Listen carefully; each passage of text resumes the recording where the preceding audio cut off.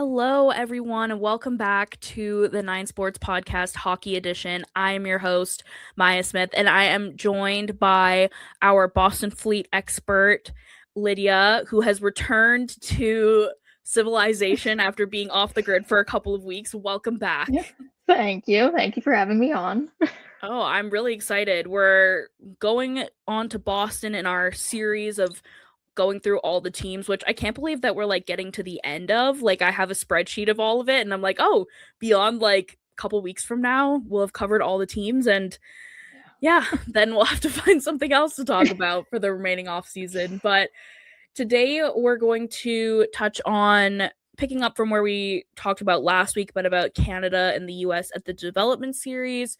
We'll talk about Boston. And then in our new segment, which I have named Future Considerations, um, I'll give some background on that when we get there. We're going to talk about Mark Walter because that's what everyone's talking about right now. And it wouldn't be women's hockey if there wasn't some money issues going on. So No, we'll can never get be to that. normal. No, exactly.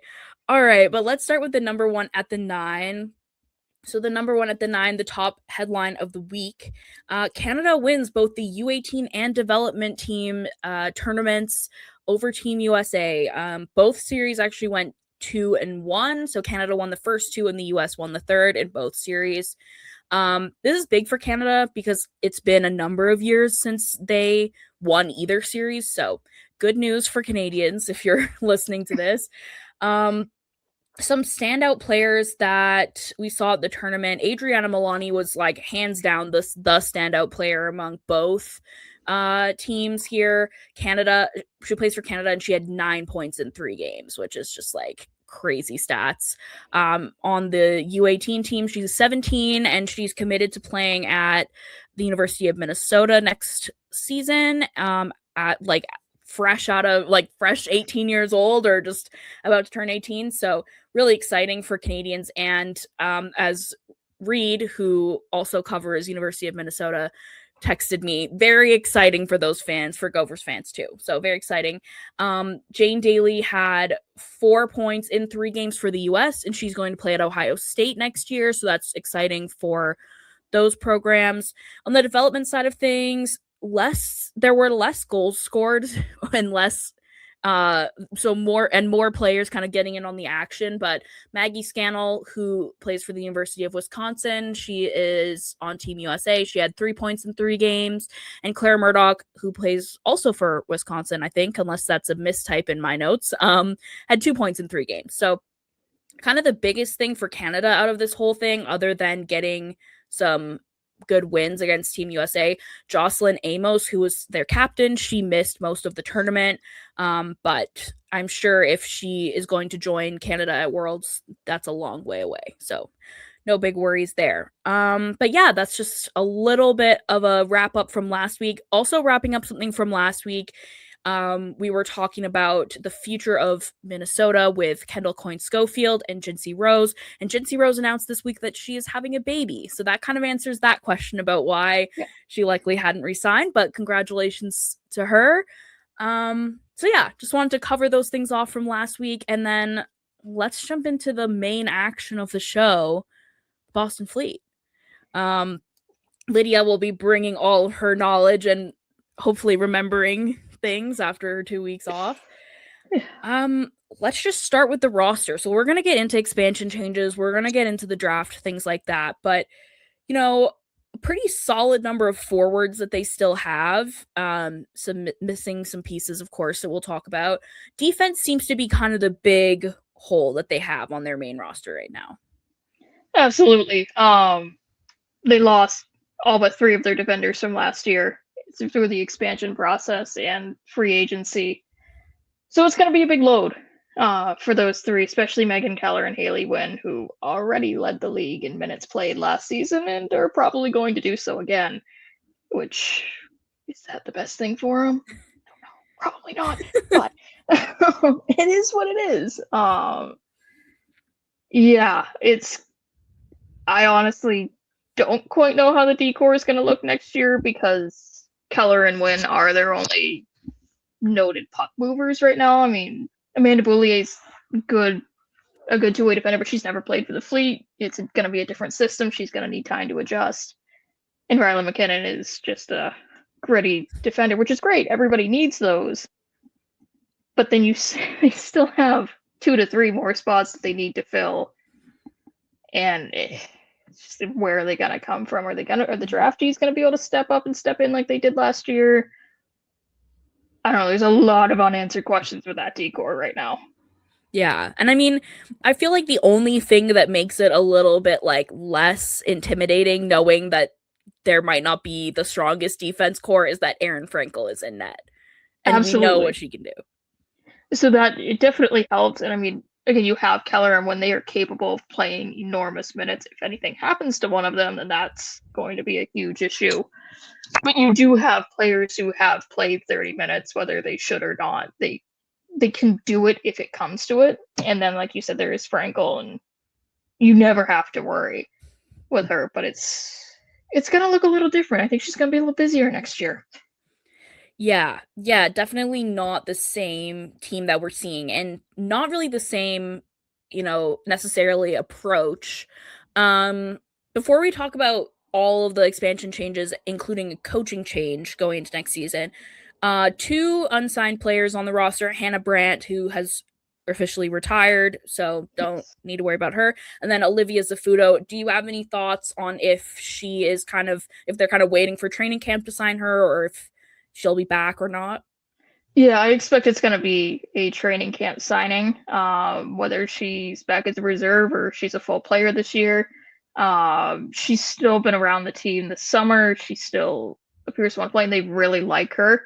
She's been great in that reserve to sometimes full player role. She can handle long stretches in between games well. So I do expect her to be back, but I mean, there is the roster contract limit this year. Mm-hmm. So I just don't think they're worried about signing her right now. Yeah, definitely. She's not probably one of those players that has a lot of other, they're not trying to lock her away before somebody else comes for her at this point. Exactly. It's more where she can fit. Yeah, and like I said, she seems to want to stay. She's not a flight risk. And they know what they have in her. So I think she's probably fine waiting. They're good waiting. And so it's everybody like, okay, let's get to camp. Let's see who can step into what roles and where we can slot you in. Yeah, absolutely. Looking at expansion changes, let's just start off right off the bat. I don't know if you can categorize this as an expansion change, but he is going to an expansion team, so I feel like we'll categorize it here. But Chris Spar, coach of the year last year with Boston, did some amazing things last season, but he will be coaching PWHL Hamilton this year. It seems like mostly because it's closer to home for him, which totally makes sense. But what impact does that have on this team that was really successful last season, minus a Walter Cup? It's such a hard question to answer, because looking back at last season, nobody expected what happened with the Fleet. Nobody expected Spar to be able to turn them around the way he did. He was a complete unknown. So what he did was it was phenomenal, and it was so surprising. And for them to lose him after just 1 year is a tough blow. It's completely understandable. He's got 2 young kids. They were not in Boston with him at all last year because his wife was pregnant. And so he missed out on that time with them. And so to be able to move closer to home for him makes perfect sense. And it's why he was allowed to go. Like, it's just, you don't want to, family comes first. Mm-hmm. But it leaves the Fleet now looking for their 3rd coach in 4 years. The only one to coach multiple seasons, Courtney Kessel. She also left, likely for family reasons, because she went to coach Princeton. She had 2 young kids as well. So starting to see a little bit of a scary pattern there. But in Francois Matteau, the Fleet appear to have found another very, very good player development coach. He actually has some experience with women's hockey. He's never coached a team, but he has a camp in Rochester. I don't even know if we want to call it camp, a clinic, training. Not exactly sure what you want to categorize it as. But, I mean, he has coached Olympians. He's coached Haley Wynn. He has coached a lot of very, very talented players, and he has seen them through their development. and players come from outside of the Rochester area just to train with him. So clearly he is a player first, good development coach, just like Spar was. But he's also an unknown. He has never coached an elite professional team. His highest level of coaching is the North American Hockey League, which is not a very high tier junior league. Mm-hmm. So how is his academy experience going to translate into a professional role? That remains to be seen. I think his style is going to be similar to Spar's, so that the Fleet are probably going to play a similar game, but he's a different coach. There's different assistants, and Jordan Lavallee Smotherman stayed on as well as a video coach. But yeah, it's another question mark, and it's a tough blow for Boston to have to do this again. But luckily, he said in his introductory press conference, his kids are older, and that's why it's a good time for him to move into this role. So we shouldn't have this discussion again next year. Perfect. As long as he doesn't drive the team into the ground, he should be back. Yeah, we get to have a repeat for once.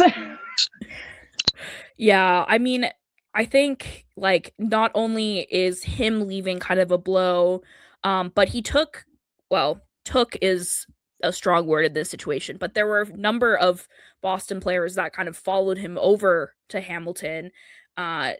Most importantly, I would say Alina Müller. Zoe Boyd also went there. She didn't play a lot for Boston this season. Riley Brangman as well. We talked about them in the Hamilton episode a couple weeks ago with Natalia. Hadley Hartmutz, Daniela Pajova, and Abby Levy going to San Jose. Jesse Eldridge, which is like, I don't think of her as being Boston Fleet, but she was, and she was important to that team last year, going to Montreal. So many different players, kind of different, some starting top line players, some more depth players. Who do you think is the biggest loss here? Alina Müller, without a doubt, on and off the ice. She is Boston through and through after spending her entire collegiate career and really her entire adult life so far with Boston as her home most of the year. Yes, she goes back to Switzerland, but I mean, she loves the city. She was a leader for the team, not to mention their best forward and best playmaker. And to lose her, considering Boston's offense already struggled last season. I mean, we talked about the defense and how much of a question mark that is. The offense to me is less of a question mark, but more of a problem. Because it's like, it's not going to be potent. That is a fact. It is probably going to be more of a struggle this year than last because they did not meaningfully replace her because there was nobody to meaningfully replace her. They were able to keep Susanna Tapani, and she is now really their only high-octane forward at the moment. Like, it's looking rough, and like, yes, you got Franca Lynette, so you don't necessarily need to score a ton of goals, but it's not challenged Toronto's lowest goal record. What was it? It was less than 2. I can't remember the exact figure, but when you can't score 2 goals a game, that is not really a recipe for success, and Boston is going to need some players to step up big time here. Yeah, absolutely. And you can't, there's only so many nights that Aaron Frankel can set the shutout record in the league. Some people, I mean, it is good, I assume, to have seen someone like Abby Newhook re-sign in Boston, kind of extend that, but she is only going into her sophomore year too, so there's lots of questions. It is, and as good as Newhook was last year, she was at her best when she was with Mueller. And so now she's got to adjust to a different line mate and hopefully bring that. Like, they had phenomenal chemistry, and hopefully she could rekindle that with someone like Tapani, but that's going to take some time. Just like it took a little bit of time for her to really develop that chemistry with Mueller. So yeah, you kind of look at that forward group and all they lost, and it's like, okay, where do you start? Well, exactly. And we will talk about the draft here in a second, but they definitely prioritized trying to fix the defense problem in the draft versus, as you said, trying to replace Alina Müller, which I kind of feel like the only way you're going to do that is by making a trade for an established player. That, or, had they traded up in the draft, I think they could have done it and grabbed one of the elite players that was available in the top half. I was a little surprised to see her prioritize defense, even though there were more holes on the back end. Like, she needed more players there, but they were almost a little easier to find. It's particularly some of the, Danielle Marmer, one thing about her, she really doesn't care about a draft board. And rankings, if she wants a player, she's going to take them. And it doesn't matter if they were ranked, several rounds below. If there's nobody ranked higher that she wanted more, she just goes off the board. She did it several times because I'm sitting there while she's drafting going, I don't know who that is. I'm sorry, I don't know. And so I'm Googling and trying to figure it out. And she appears to have drafted players who are going to be able to step into the lineup, but they're not high octane players. They're the reliable two-way players, which she covets. But you also need someone with some offensive punch, like Alina Müller. Yeah. Tappany can't do it alone. No, and you can't have a full team of two-way solid, reliable players. Exactly. You got to have some excitement. And I do think that even, I would assume, with Jessie Eldridge only having been there, she was traded there from Seattle kind of towards the end of the season, but I assume she also kind of infused a little bit of that energy into the team too. Absolutely. They played a different style once she came into the lineup. They were able to go to her more, and they had more options offensively. But the only reason I haven't mentioned her as much is she was less of a surprise to me when she didn't come back, because, she's been a phenomenal player in this league. She should go get paid. Yeah. And also when we saw her in the Walter Cup celebrations in Montreal, I'm like, I think I know where you're going. Yeah. I think I have a guess here. Exactly. Well, then let's talk about the draft. So, Grace Dwyer, defender, she was their first round pick. They also got a defender in Leah Stecker, and at the very end of the draft in Maeve Kelly as well. And then 2 forwards in Jaden Bogdan and Jenna Goodwin. What can you tell fans about Grace Dwyer? Grace, as I said, she kind of fits the bill as that reliable two-way defender. She's not going to probably put up a lot of points in the PWHL, especially in her rookie season. But she does have offensive instincts, and you could develop them, I think, and you could see her take some of the pressure off of Keller and Wynn, but I think mostly her role is going to be support them so they can go be the offensive defender.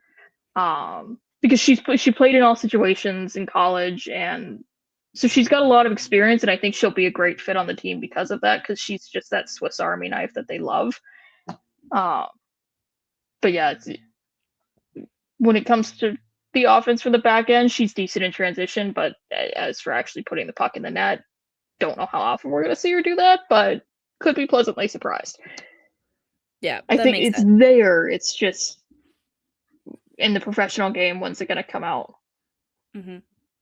Yeah, for sure. And you said no, that was good. But you said earlier that you thought that Marmer kind of prioritized picking players that will play in the league in their first year. Do you kind of envision all of these players, barring a strange training camp, being on the roster in the opening nights? I imagine. Will all of them be on full contracts? Maybe not. Like Maeve Kelly's what I'm looking at as someone who might be a reserve. But I do think, as I said, Marmer kind of went off the board with some of these players, and she did that for a reason. So I imagine she sees how they're going to fit into the lineup. And also they only have, 4 defenders under contract right now, I think? Yeah. So they kind of need somebody. Exactly. And even they drafted 3D, so that only gives them 7. Doesn't give them any reserves. Unless, you got Zafuto who would make it 8, but they are counting on those players being in the lineup, and Leah Stecker's already signed. So she'll definitely be in. Which I was honestly a little surprised to see her sign first and get the 3-year contract over someone like Mhm. Grace Dwyer, because she was their first round pick, and you usually would expect the first round pick gets the longest contract. Yeah. But they clearly see something in Stecker, and she also seems like she's going to be a great fit.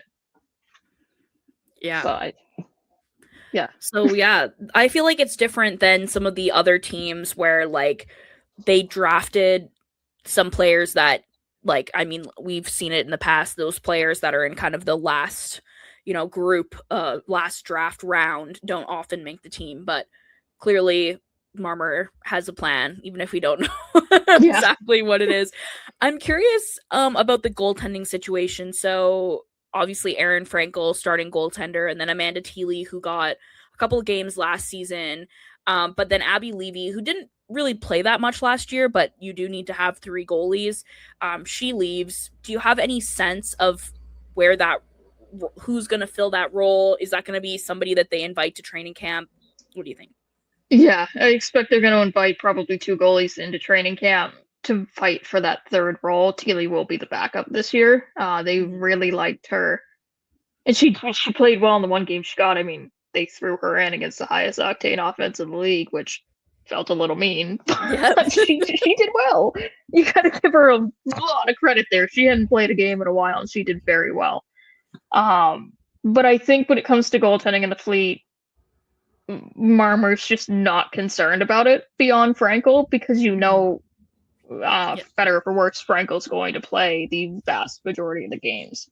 You're only going to put your backup in for a handful, and well, giving Frankel a little bit of a break might be best. That's just not how they've ever done it, and I don't think that's going to change this year. So yeah, I don't think she was concerned beyond Thiele. She's like, I got Frankel, I got my backup, and I'll find a third somewhere. Yeah. Yeah, definitely. I'm thinking about that game that they put Teely in, and I think you saw her on the graphic, right? Mm-hmm. And you were like, they never put somebody who's not playing in the graphic. Yeah. And we were like, they must have made a mistake. And then there she is. Yeah. So I saw that. I'm like, there's no way they're actually going to do this. But they've never, I mean, Levy, even when she was back, she never appeared in a graphic for a game that she didn't actually play in. It was just, that was a long few hours after the graphic posted. I'm like, can somebody please tell me what's going on? Because this Oh is man. insane behavior on Spar's part Hmm. at the time. Like, that is, he was nuts. And you'll see it in Hamilton too. He just does things It that you worked. wouldn't expect anyone to do, and they do. They always somehow work. They do. I, I mean, smarter than I am, because I'm like, I again would never have put my third string goalie who hasn't played a professional game yet in against the highest octane offense in the league. While you're trying to clinch a playoff spot, mind you. Yes, they were not locked in yet. Yeah, like that was the clinching game for him. But hey, That's good for her. She handled the pressure great, and now she's in a backup role. So good for her. But exactly. it was a crazy start. She certainly has a good story. Yeah, she definitely does. And so do you for figuring it out. I'm curious if you think outside of a training camp invite that they do anything kind of going into the season, sign any leftover free agents that they don't have or anything like that, or if you think this is kind of set and players will just play their way into the lineup. Yeah, I think it's pretty much set right now. And then she'll just invite players to training camp. Um, I don't see another signing at this point, because I don't know off the top of my head how close they are to the contract limit, but they are up against it. I know they're only 1 or 2 away. And so, if anything, I think you see a draftee or 2 sign, but she won't Yeah. go after another free agent. I can't see a trade happening. Um, as is her style, I expect there'll be a trade mid-season. Mm-hmm. She just usually waits till the deadline, and she just kind of sees how things go for a few games and then goes and gets someone. So I do think we'd see that again, especially given the roster construction at the moment and that there appears to be a glaring hole up front. Uh, but yeah, I think at Yeah. this point they're just gonna kind of wait for training camp and let Mathaw pick his players. See who's there. Yeah, for sure. So I mean, we've talked about it this whole time, the defensive issues, the offensive issues. How do you feel about the team as a whole heading into next season? And also, maybe let's touch here about the new rink that they're going to be playing in. Yeah. Another excellent question. I was really wrong last year. I didn't think the team would be very good. Oh, and again, they look pretty similar on paper with less offensive firepower, which is a scary sentence as we've been discussing. Mm-hmm. Yeah, I honestly, I don't know. I'd be lying if I said I was confident in any answer right now. On paper, they don't look like much special, but can I thought bring out more in these players that we haven't seen yet. Ella Huber had good flashes last year. Can she break through and start putting up some more points? Can Newhook continue to build on a phenomenal rookie season? So many questions. I mean, So few answers. you're talking to the girl who predicted that Vancouver would be in the Walter Cup final last year at this point in the season. So we take all predictions here. Yeah. But like you kind of mentioned it to me earlier when we were talking about this episode before we started, but what is the move to Aganis change here for this team? It changes just kind of the vibe around them, I think. They've played out Aganis for a few games, and I was at those games. I was at all the games in Lowell, and the fan base is gonna change a little bit, especially the in-person one. The Lowell crowd tended to be older, especially on weeknights, because it's for those who are not from Massachusetts. Lowell and Boston, not close. Technically, they're only about 40 miles. You can get there in 40 minutes without traffic, but there's always traffic. Yep. On a weeknight, it takes 2 hours to drive from Boston to Lowell. Wow. It's nuts. That's why they struggle with attendance on weeknights in Lowell, because you were just reliant on people in the Lowell area in North. Because if you worked a 9 to 5 job in Boston, you were not making it for puck drop. Period. You just weren't. It's too far. It's too congested. And the public transit options, I had to take those. Those were lovely. Because I went to BU, so then moving to Aganis is fun for me. As an alum, I get to go back and cover games there. But I had to take a subway train over to the commuter rail train, and then the commuter rail an hour out to Lowell, and then I either had to walk in a not walkable area, take an Uber, or catch a bus over to the rink, because it was about a mile and a half from the station. It was about an hour and a half process, at least. That's if things lined up. So it cannot be overstated how hard it was to get from Boston to Lowell. And so now that's changed. But it's also gone the other way. Like you had an established group of season ticket holders in Lowell, and they're not going to be able to make it to Boston on weeknights. It is just as hard to go the other way. So they have to rebuild their base in Boston now, and that, I'm curious how this is going to go in the first few games, because I think their long-term potential is so much greater in Boston. There are so many more people. They will be able to sell out more games. They will draw bigger weeknight crowds. That, to me, there's no doubt about that. It's just at the start, when they're trying to rebuild the season ticket holder base that they built for 3 years in Lowell, that now you need to find it in Boston again. And so it might be a little rocky to start, and I am not ready for the discourse if that is the case. Of course, yes. Not strong enough for it.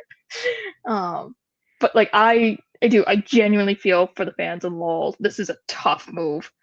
To support a team for 3 years and then to have them take it away for a rink of a similar size is really rough. But the future was always in Boston. That's always where they wanted to be. I had heard I have been following this story for years, and hearing from both people connected to the league and people connected to BU. They just kept pointing the finger at each other as to why this wasn't working. Yeah. And I don't know exactly where the truth lies, except that I think they were both a little bit at fault. But that the PWHL always wanted to play at BU as near as I can figure it, and it just took a while to make it work. And part of the reason I am not reporting this. This is purely something that I am thinking. The Northeastern hockey teams need a home right now. Their arena has been torn down. They're building a new one. And I know they wanted to come to BU. They were looking over to BU. And I think BU was like, absolutely not. And went to the PWHL and go, let's make this work finally. So that we don't get stuck. Yeah, we'll take a PWHL team over another school team in our crosstown rival. Yeah. So yeah, that is not a report. I do not know that. I have not been told that. But I do think it might have had something to do with the timing. Because I really thought heading into this offseason, I'm like, they're adding 4 expansion teams. There is no way they are touching any of the current ones. I was wrong. Yeah. But why not do it all at the same time? Yeah, but I think it's the right move long term. They need to be in the city they are named after. Mm-hmm. Like it's just where the greatest potential for growth is, and like yes, it is a similar arena size. And parking will be an absolute nightmare. So if you're listening, take the train. Trust me. But they needed to do it, and I wish they had done it a few seasons sooner because I think it would have made it less of a rocky transition. They should have, after season 1, found a way to make it work, get into the city. But they're there, and it should be good for them.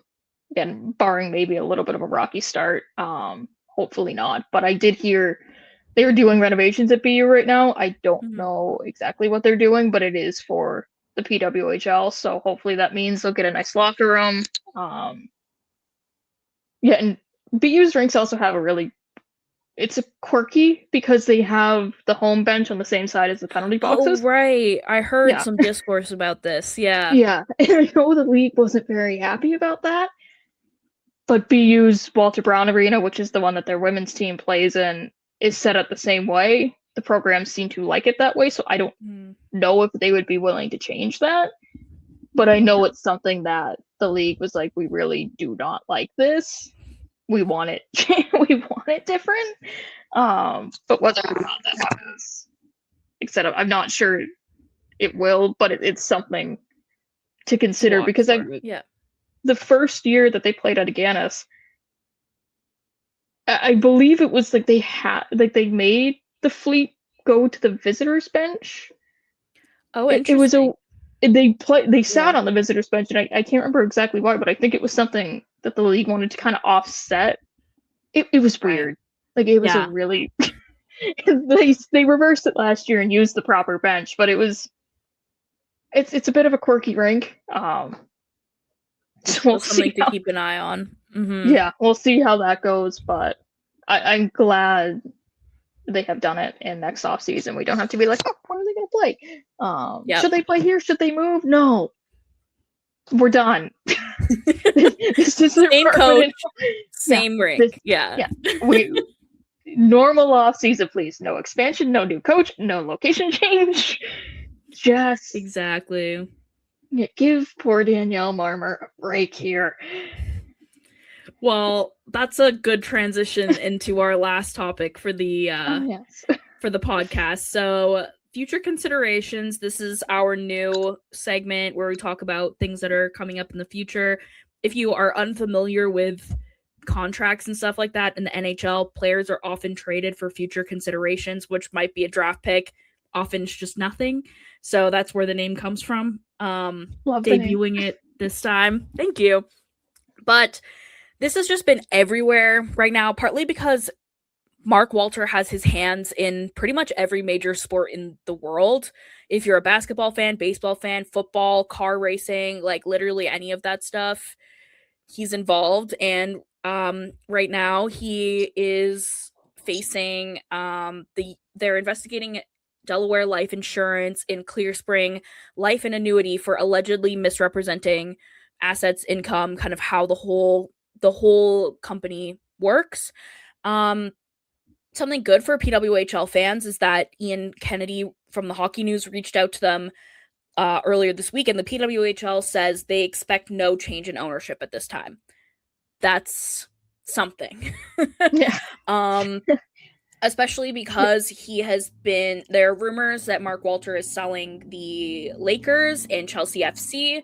So there was lots of discussion about if he would need to sell off any other assets, things like that. As far as we know, no. But it's if you've been around for a while, it's an uncomfortable situation because it's quite often that a weird money situation is at play in women's hockey. And I think a lot of us are having deja vu to other leagues where, they finally find their footing and then they're gone. Yeah. It's again, it's always something. Like, Yeah. it cannot be a normal time. You can't always have nice things. There's just something has to go wrong at some point. Mhm. And this, it's tough to say exactly what's going to happen. I think the PWHL will be fine. It's not worth anything near what his other teams are.